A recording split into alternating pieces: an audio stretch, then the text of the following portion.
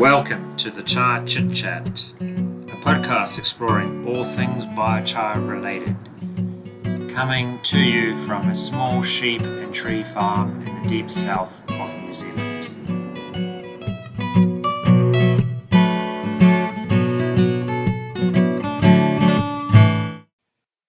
Okay, thank you for joining me today, Huhana. I'd like to start our chat today with the first question. Who is Huhana Smith?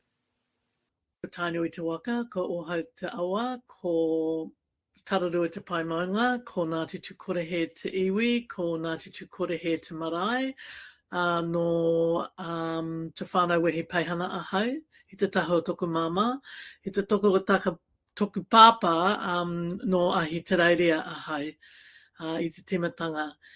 Ko tumeki rawa ko anei wehi peihana o ku mātua tupuna, ko Arthur Holder rawa ko parawai ho wehi peihana o ku mātua, o kaumātua.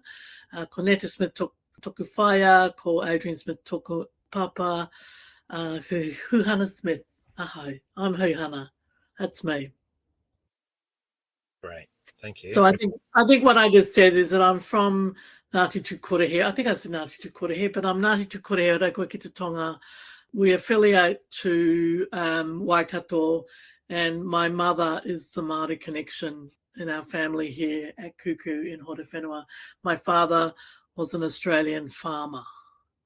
So I was born and raised in Australia, but I've been living in Kuku since 1997, and I've been back in Aotearoa since 1992. Okay. Yeah, pretty much spent more time here than I have in Australia now. Yes. Okay, and would you like to tell us a little bit about what you've been doing since you came back to New Zealand? Since I came back to New Zealand, I studied. I came back to New Zealand at the age of 30, and I'd first been to New Zealand when I was 2.5, when my mother had brought my older brother and sister and I over to introduce her to her Māori grandparents. And introduce us obviously to that side of the whānau. And then I think I've just been in Aotearoa since my early 30s, and I just went back into study and studied really hard for 13 years to gain a PhD in effective ecological restoration from a Māori perspective. And then I'm an artist and creative practitioner, and then I'm currently a professor at Massey University in the College of Creative Arts, Toiro Whārangi, based on the Pukeahu campus in Wellington. And I'm an active kind of climate change mitigator.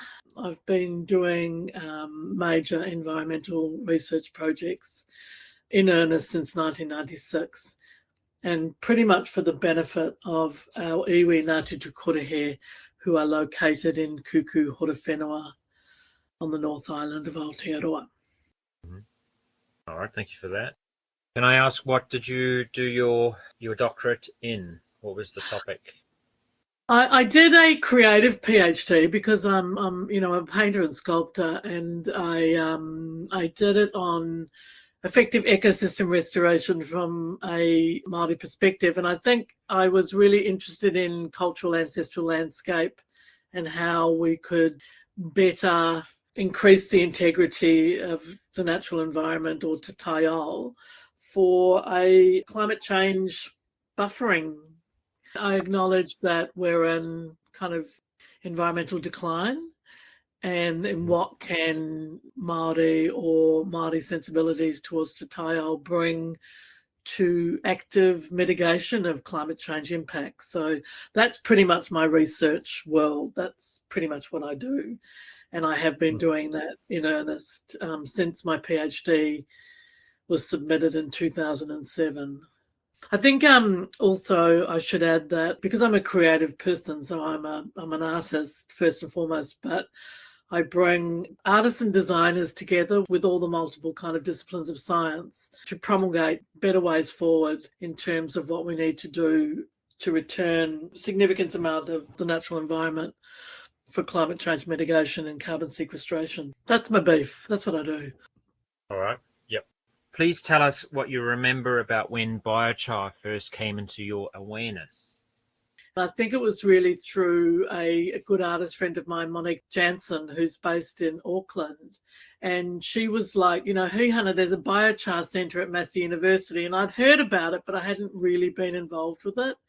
And it was really through Monique, who is a fantastic artist, and her kind of love medium was charcoal. So she kind of turned me on to biochar, and I've been obsessed ever since. Do you remember when that was? Would have been about 2020. Okay. Yeah. Yeah. I mean, I'd been aware of, charcoal and charring and fire as, Indigenous practices and stuff like that.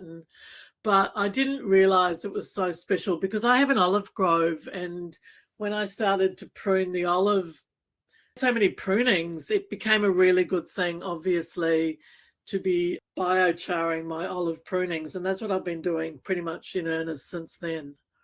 Mm-hmm. Right. And if a stranger asks you what biochar is, what do you tell them? Well, I tell them it's a fantastic way of, dealing to my... I have 15 acres, and my partner and I, we put an olive grove, and I was left with a lot of branches and logs and that kind of thing. So when I got turned on to biochar, I just suddenly realised that this is just fantastic. So I've been using it in a stream revegetation because we have a small stream called the Waikōkopu stream running through the property. And well, we've started as an art project, and Monique was included in that, and a guy called Phil Stevens from Slow Farms in Ashurst. He was the guru of biochar, who kind of turned us all onto biochar. We started filtering the water with biochar in coffee sacks, but we made it into an artwork, and we printed the coffee sacks with a biochar paint that we'd made from crushed biochar and methyl cellulose. And we did all sorts of things to kind of create something that was good for artists to do. I mean, burning biochar is a really nice thing for people to do, but in particular artists, what might you do with the product that results? And it makes a great paint, makes a great black carbon paint, quite a viscous paste almost. So we enjoyed using it as an art medium, but it was also taking up nutrients and phosphates out of the stream system. And then since that kind of work, I've been burning more biochar to put into soil. So it's a really good carbon sequester, and, putting carbon back in the soil is really important. And I think that's just become what I've been doing now, is just studying more about soils and one from a Māori perspective and also a science perspective, and then, investigating nitrogen cycles and mycorrhizal and fungi, and I've just got totally into the whole way that soil functions and the health of soil, and that biochar can be part of that process as well if we've charged it, manure, urine, bacteria, whatever we put into the biochar, and then put it back in the soil. So I just think it's a really magic product. It's amazing. Yeah, me too. All right. And are you actively putting biochar in your olive grove, or have you missed that opportunity and think it's probably pointless? No, I haven't. I mean, I'm never going to miss an opportunity because I've got so much slash at the moment. I've just been pruning. The last 3 weeks, we've been productivity pruning 3 rows of olives. So there's 42 trees in a row. So, 126 trees. I've been taught how to prune properly. The bottom olive grove, which has got about 638 trees in it. So we've taken down nearly 20% of the grove to 1 metre 4 centimetres because we're creating a new productivity prune. My trees are too tall, so we've created an exceptional amount of slash, which I then will be spending most of the warmer summer days and stuff like that burning biochar with a bunch of peeps. Now, I've been experimenting more in my own garden first and building up my soils and use of biochar and various additives and mycorrhizal material, just doing the whole business to build up the quality of the soil. And I've been experimenting in my garden and around the house that backs onto the 15 acres. And then I think from next year, when we've made a whole lot of biochar, we'll start putting it through the grove. And I mean, I might get some done before the end of the year. I also have a full-time job and I'm running a small farm. So it's the time that I can kind of get to do that. But I am hopeful to get it back in the soil. Putting the carbon back in the whenua, or the biochar back in the whenua, is particularly for water retention. I want to see how the trees are going to go in maintaining water over the drier summer months and stuff like that, because I don't actually have irrigation in my grove. The Italian agronomist was talking to me. He said my trees are really healthy.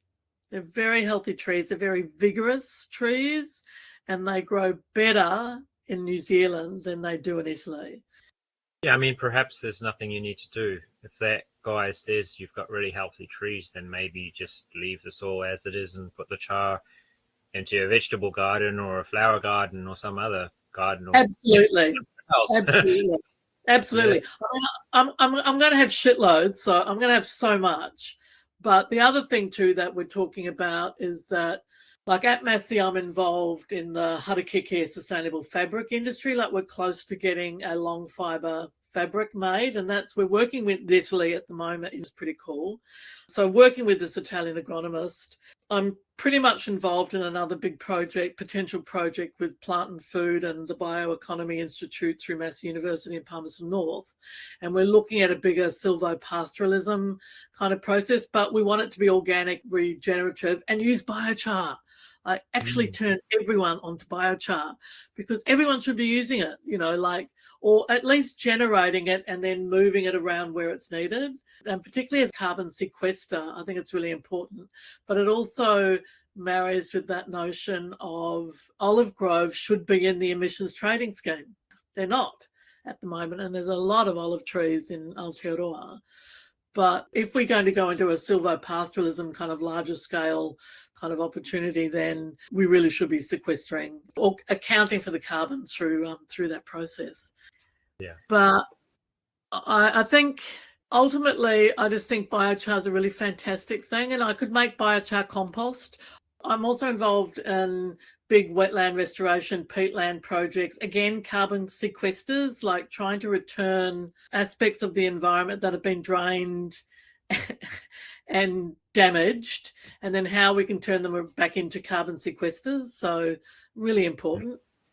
And I'm trying to encourage, our tribe's got a big coastal farm here in Kuku on the coast. And, we've actively drained our peatlands, wetlands, and I think we could be doing a lot. The fact that I'm going to be producing a lot of biochar, we should be using that product on our tribe's farm as well. Yeah. So there are so many uses for biochar, but I think this is one thing I was going to tell you. But in our wetlands, because we drained our wetlands, and then I've spent the last nearly 30 years replenishing wetlands within the tribe's coastal area with my cousins and national and international specialists in wetlands. So we've been working on that for nearly 30 years now, and got some really positive benefits, but we've also got problematic aquatic weeds that can invade wetland water columns and that kind of thing. So I'd be really super keen to compost that pest aquatic and mix it with biochar. So let's just create these beneficial products that can be used elsewhere. There's so much resource that comes out of the problematic weeds. We should be using it for better gain, I think. So these are just some things I'm involved in.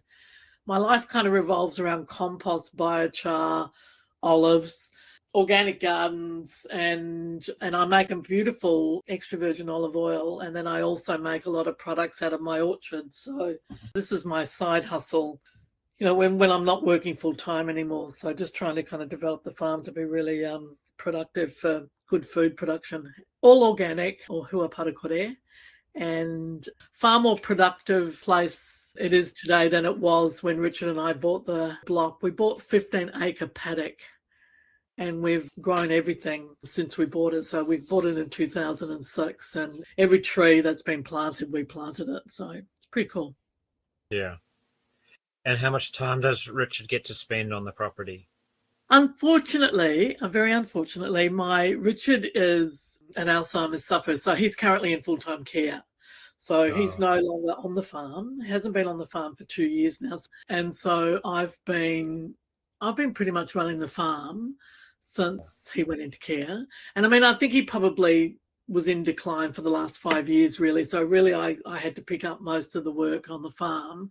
But now I'm closely involved with groups like Kibosh and Kai Rescue groups, and I'm a part of the Earthworkers kind of crew. And you just put messages out, and people come and help.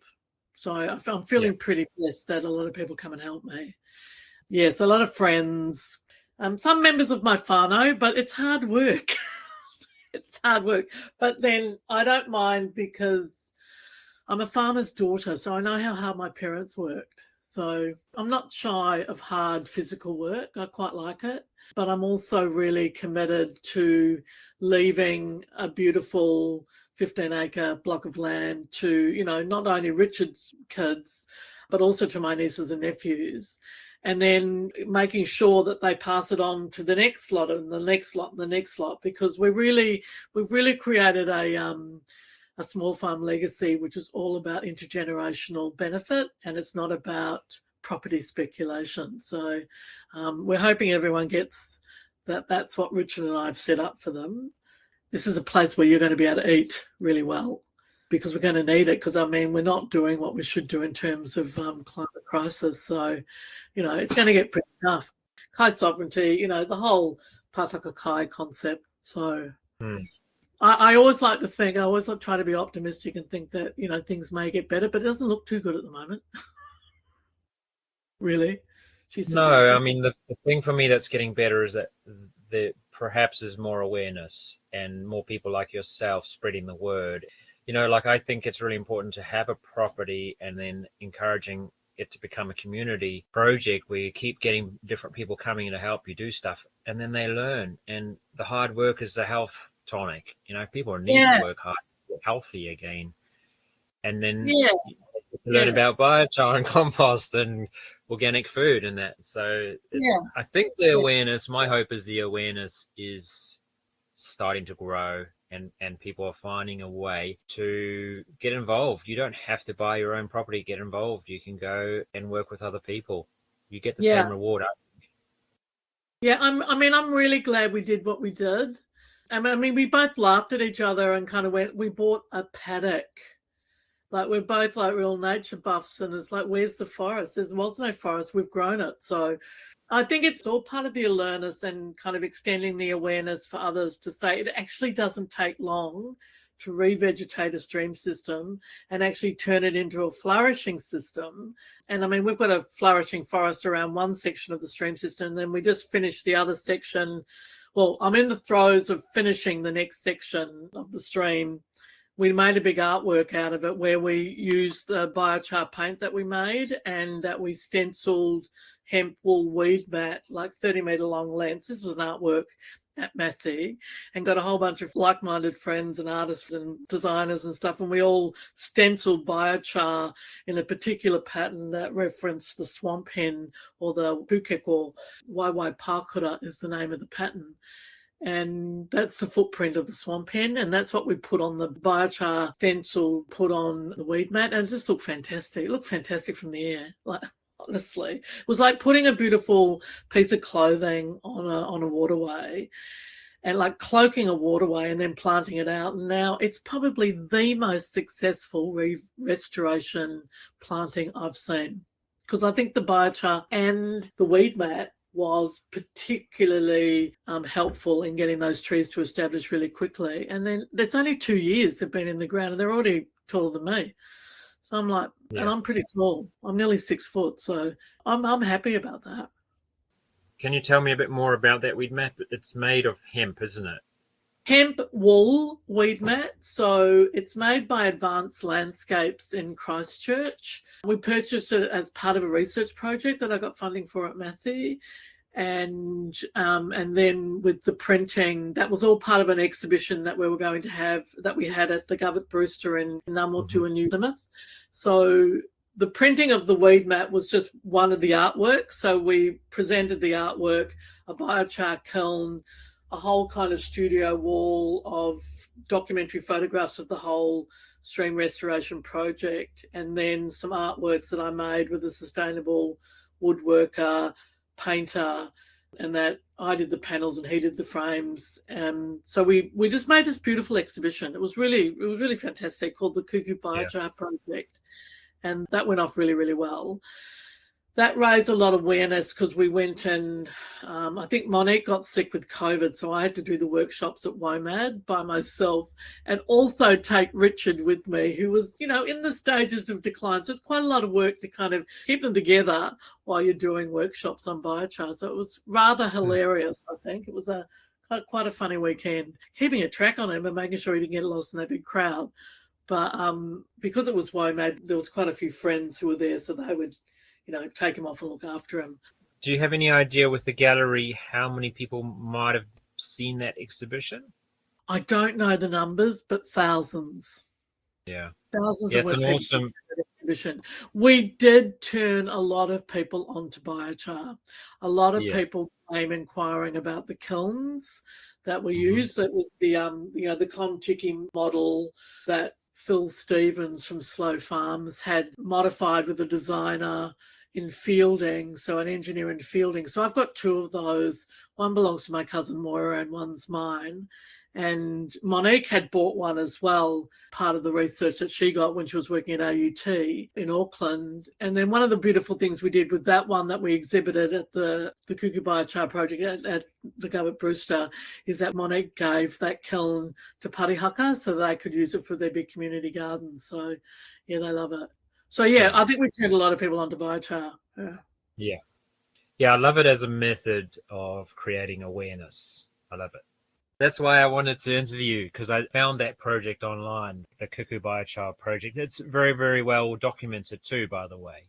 Yeah, no, thank you. Well, that I have to thank Monique for that. She did all the writing for the website, which was fantastic, because Monique also is deeply involved in Deep Green Aotearoa, who are ardent kaitiaki environmentalists and stuff like that. So she's a really talented illustrator and drawer. She's just amazingly talented. And she's also an urban farmer and permaculturalist and stuff. So she's designed the next phase of the permaculture stuff on the farm here. So my life's a little bit different at the moment in terms of professor, but I mean, the finances are kind of halved because of Richard's care costs. So, I mean, fuck. Aged care is very expensive. Yeah. He's 17 years my senior. So, I mean, I never quite realised this was going to happen to him. He's extremely fit, ardent conservationist environmentalist. So it was just a bugger that the brain went. Yeah, a bit sad, but at the same time too, I just keep forging on, and that's why I'm feeling really good about the Grove. I produce beautiful product, and all the food that comes from here is it's just friggin' delicious. So I'm like, let's keep going. Yeah. All right. Well, that leads quite nicely into the next question, which is, what's your favorite method of making biochar and why? And I'm guessing it's the kaitiaki kiln that you've got. No, it is the kaitiaki kilns because they're mobile, like you can move them around.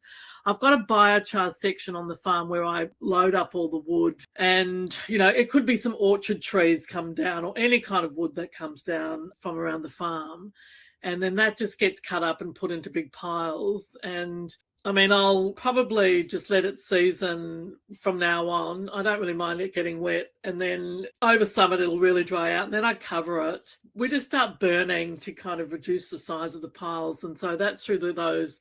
Kiln belongs to my cousin Moira, and then one's mine. So we do get a lot of burning going on. And there's quite a few people around here who are also doing biochar burns as well. There's a guy in Manukau and down at Paikakariki and that kind of thing. So there's a few of us who are making biochar.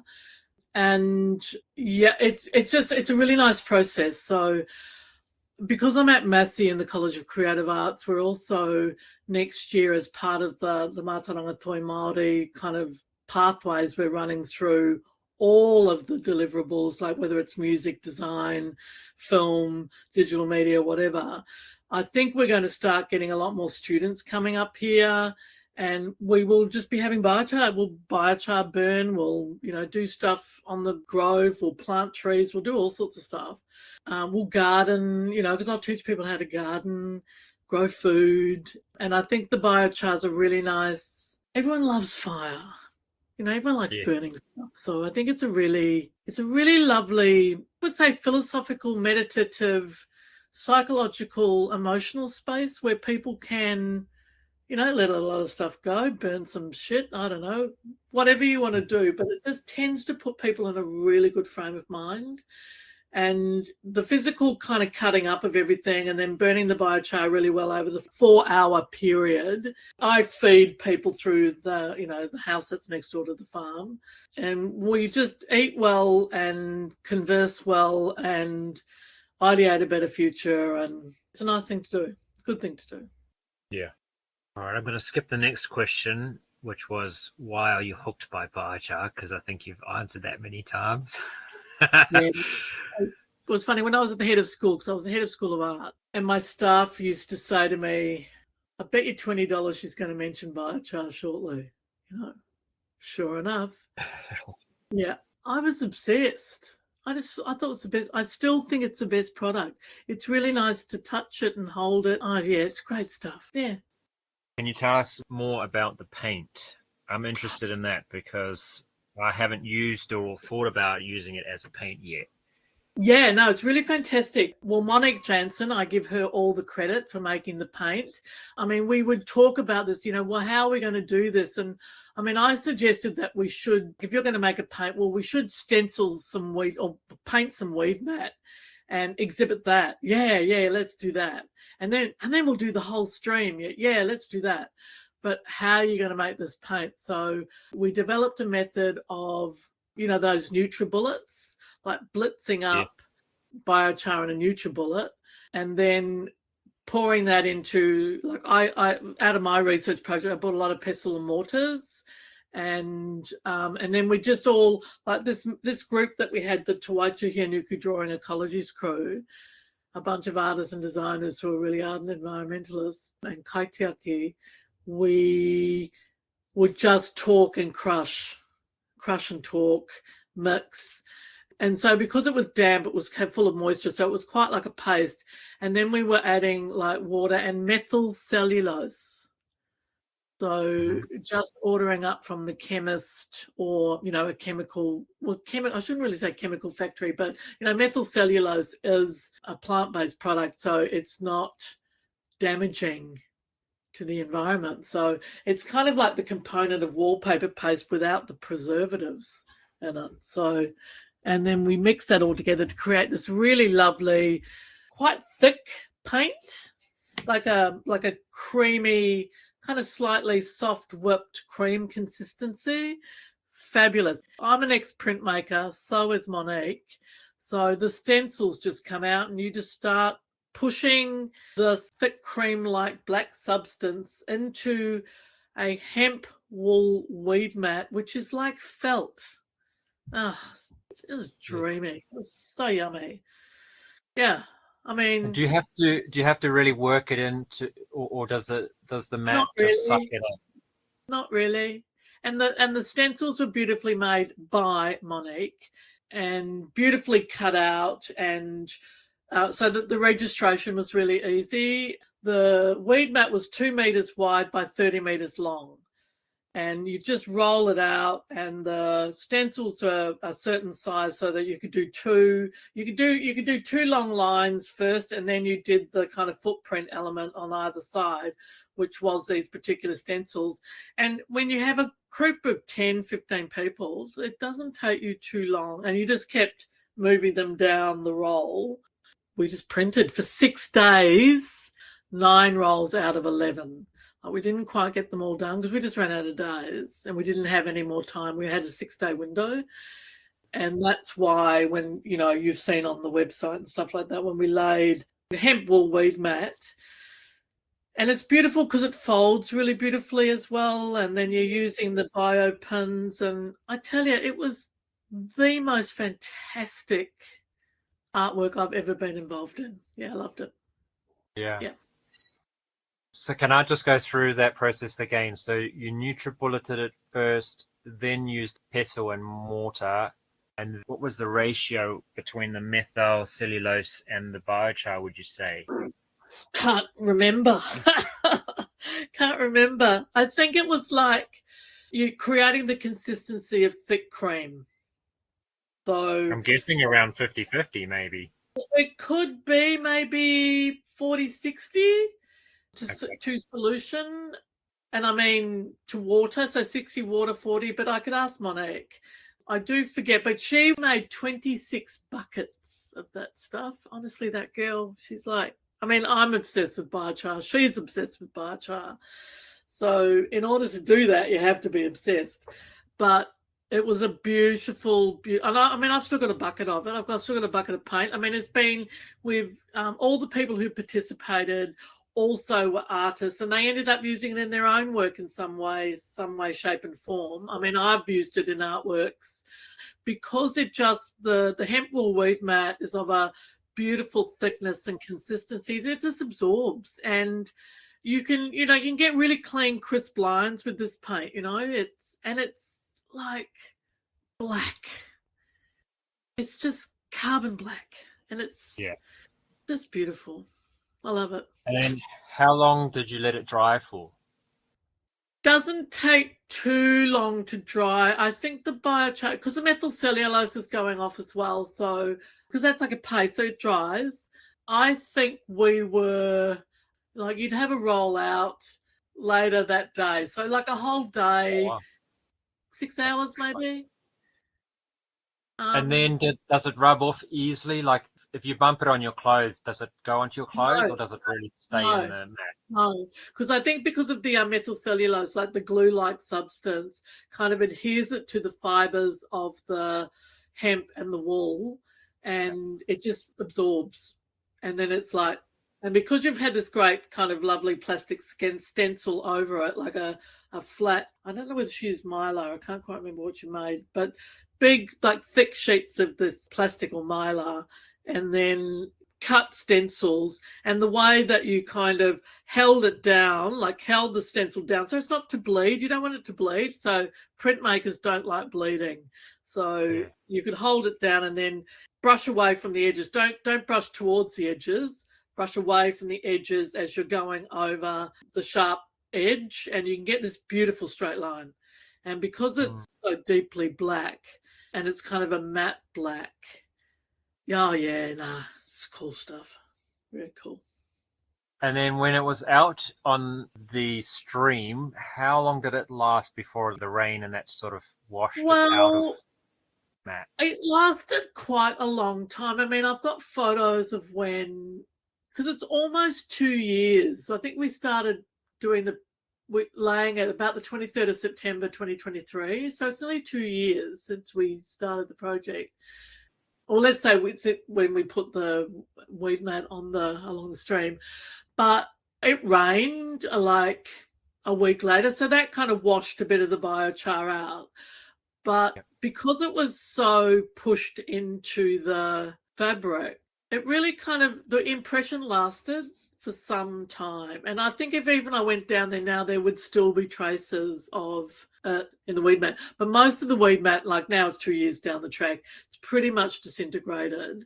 But the trees, the caraxes, the shrubs, the harakeke, it's just the toy, it's all taken off. It's just doing what it should be doing and creating this beautiful shade for the stream. So yeah, really, really thrilled. The other thing we did with the biochar was that we put it in coffee sacks and sewed up coffee sacks. And then we made leaky dams in the stream system, like using sharpened olive stakes. Because olive wood gets really hard. And we made olive stakes and we put these dams in as the uptaking of the nitrates and phosphates out of the water. So, I mean, as you know, because biochar absorbs all of those aspects as those inhabitants move into the biochar. So, yeah, so it's a really good water cleanser. Yeah. But I'm going to do it all again. I'm actually applying for some more funds at the moment. I'm going to do it all again, but measure it properly. So we'll do the leaky dams again because they disintegrate. We'll do the leaky dams again. I'll measure pre-water quality and post-water quality after we've been running the leaky dams thing.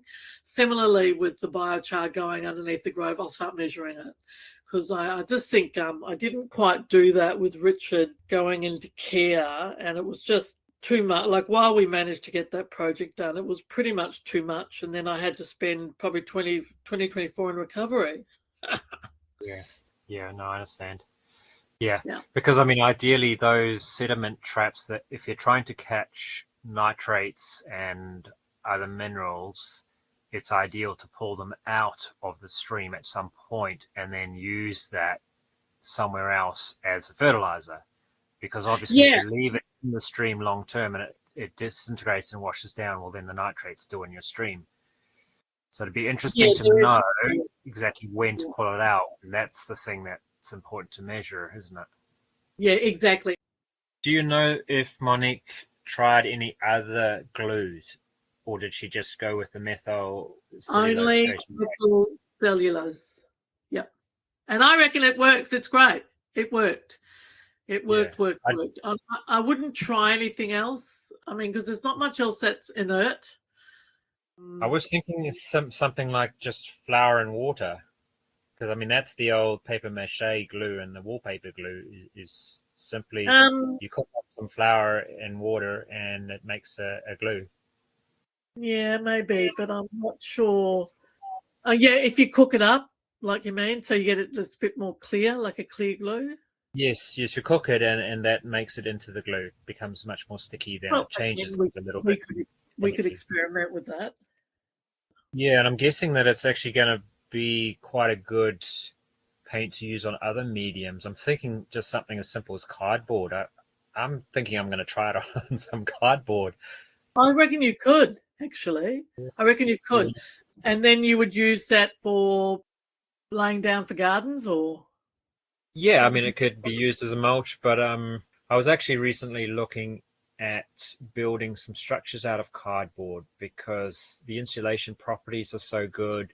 It's a waste material. The main thing you need to do is find some kind of waterproofing method, which tends to be something involving beeswax. But I'm thinking of like little animal houses made out of cardboard. That's my thought. Yeah. So then, paint them up with some biochar paint stencils, and the animals are really liking their houses. Yeah, maybe. Actually, that's not a bad idea, actually. It will wash off, but then you could just go and slather another layer on it. Whatever. Yeah. You know, I mean, because, I have to say, from an artist's perspective, the black is beautiful. It really is. Like, we all kind of marvel at how it's so black. Yeah, it was great. Loved it. Yeah, and I think it's the white and the black. It's that contrast that stands out so well. I think so. Yeah, I think so. Yeah, no, we were totally wrapped, and I mean, I've got another plan to do a big marakai. I mean, Monique and I worked on this last year, and I think this was part of my healing because it was pretty fucking hard work caring for Richard, and I was exhausted. So it was all part of healing to try and regenerate what I was going to do with the farm now that Richard could no longer help at all. And then just keeping our kind of dream legacy going was the main thing. So I've got a big plan for massive gardens that are a big cultural imprint, like, again, continuing motif from Māori visual culture, because I studied Māori visual arts. And then so I've got this beautiful big pattern that I'm wanting to use called the Nututa and create a big garden out of it. So Monique helped me design that. And it's just a very powerful, striking imprint. And you'll see it from the air because these gardens will be about 23 by 23 meters. So, yeah, they'll be big. They'll be happening and they'll grow lots of beautiful things. Is that at your place or is that somewhere? It'll be on the terrace overlooking that stream. Yeah. This is what I'm, trying to get funding for. I've missed on 2 funding rounds to try and get this garden going. Unfortunately, I came second in a big international one, which was I was like, oh, bugger. And then I went, well, that's quite nice. They actually really liked the idea I came second.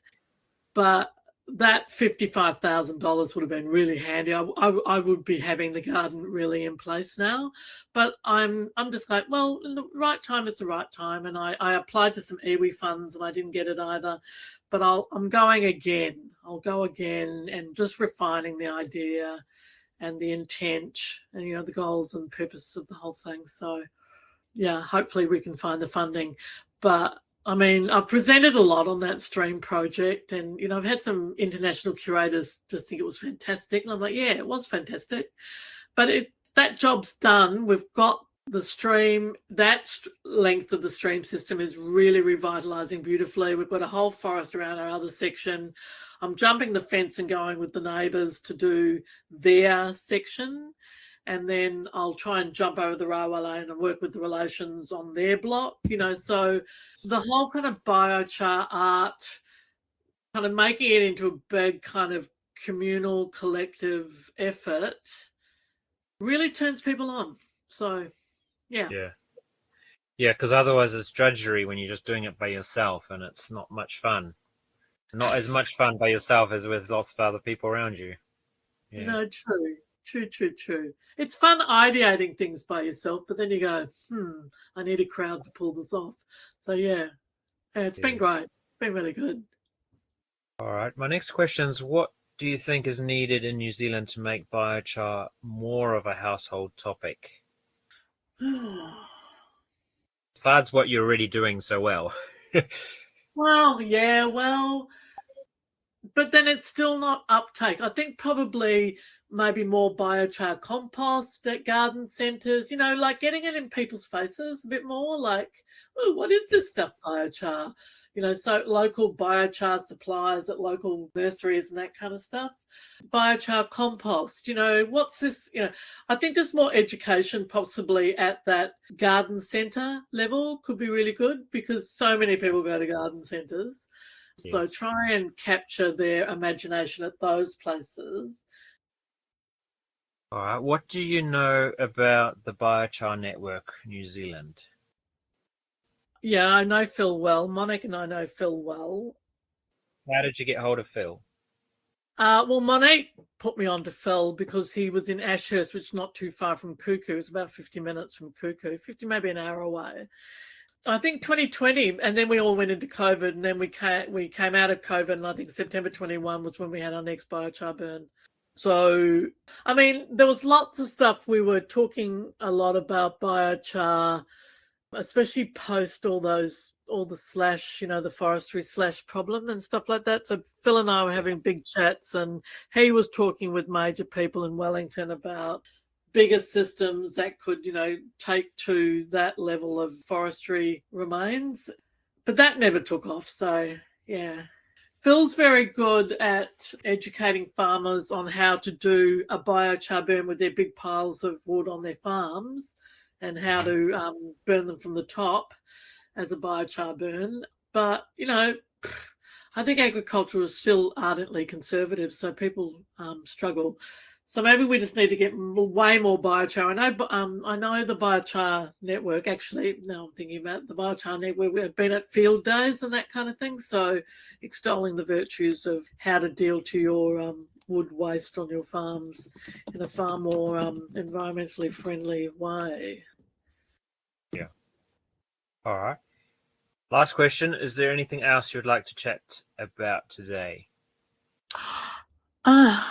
I think I've probably said enough. I don't know how you're going to do this, but how you're going to pull this together into some kind of podcast. But no, look, there's nothing else, Dylan. It's been lovely to talk to you, I have to say. You're obviously mad about this stuff like I am, but I think now that I've got, headspace, and now that I'm just forging ahead, nothing's going to stop me. I'm extremely determined to make sure that all of this hard work pays off for this little farm in the middle of Kuku. and that I will start asking more people to come to biochar burns, start getting more organised in terms of scheduling burns and having more people come and, bring a friend who doesn't know anything about biochar and come and help on the farm. And I think just everyone get in touch and in tune with everything that feeds us well has to come from healthy soil and reforested areas and healthy wetlands, and how might we collectively make an impact on the deleterious things that we see. And the other thing that we really should say is that please put this in your podcast, we need to lose this current government. So that would be really good, because they are not at all cognizant of what needs to be done at all. I don't think it's going to last. I mean, America will fall apart. Lots of stuff's falling apart at the moment. No, lots of stuff falling apart. So there's a lot of chaos going on. So I think we just need to get rid of this lot and then recalibrate. Yep. Yeah. Yes, I think you're 100% on to it there, that if the people aren't happy with what they're doing in their short time in office, then we need a change. They've got their 2 years to make a difference, and if they haven't made a difference, try somebody else. Yeah, hence my gardens will be big, so when they fly their planes over, they can see it. And it's a little bit like an FU as well. Here, take that. Massive cultural imprint. Yeah, that's my plan. Anyway. Cool. Okay. All right. Well, thank you very much for your time today. It's been interesting, and I've learned a lot about your projects and everything. And so, yeah, thank you for your passion, and keep up the good work. Hey, yeah, kia koe hoke, you too. Yeah, keep doing the same stuff. All right. Thank you.